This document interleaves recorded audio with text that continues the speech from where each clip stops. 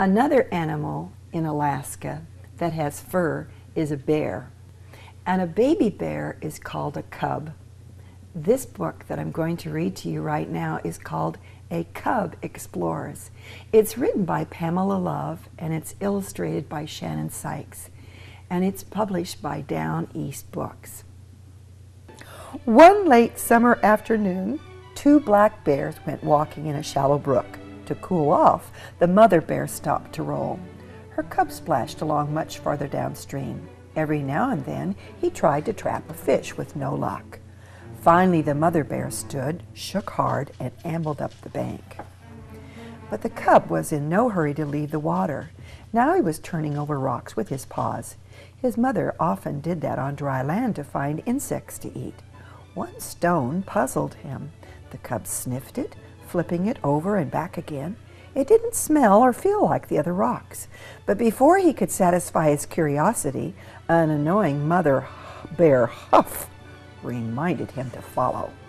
As he scrambled uphill, a head and four legs popped out of the stone, which was really a shell. Quickly the painted turtle swam off. The mother led her cub to some newly ripened blackberries. Neatly she slurped up the fruit. The cub didn't have her skill. Sweet juice soon stained his paws and muzzle. Once he'd strip off the berries, he could reach. The cub squeezed forward to look for more. He'd gone farther than he realized when the wind changed directions. He sniffed. Something was coming. His mother sensed it too. She growled as she came up behind the cub. That signal meant danger. The cub ran straight to the nearby pine. His claws scrambled on its bark as he climbed to safety. A bull moose was approaching, striding powerfully through the brush. For a moment the mother bear stared at him. His hooves and antlers made him dangerous. But with her cub safely away, there was no reason to fight, so she loped off to rejoin the cub. Meanwhile, the cub had sensed something unusual in the branches above him. He sniffed again. Yes, there was definitely something up there, something unfamiliar, not a squirrel or a bird. Curious, he climbed higher to look. Snarl! The cub was face to face with a mother bobcat. She blocked the way while her two kittens scrambled to higher branches. They turned to hiss and spit at the cub. Puzzled, the cub reached out with one paw, only to have the bobcat lash out, smacking it aside with one of hers. The cub was frightened. Trees had already been safe before.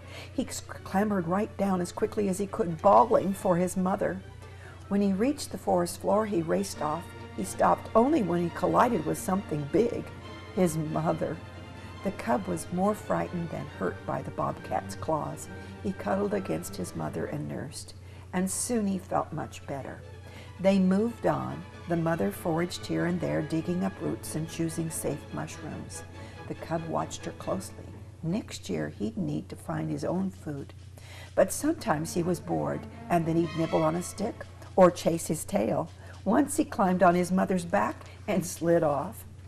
At sunset, the two bears headed for a spruce in which to spend the night. On the way, the cub noticed a birch falling down at the edge of a nearby pond. What were those strange animals moving around the toppled tree? He stood for a better view and sniffed. He still didn't know what they were. Lagging behind his mother, the cub sneaked off for a closer look. Softly he padded toward them. Splash, splash! The beavers dove into a pond. Smack, smack! They slapped their tails hard to warn others. Beavers know that bears can be trouble. In the daylight, the cub might have investigated, but at dusk, the two very loud sounds were enough to frighten him back to his mother.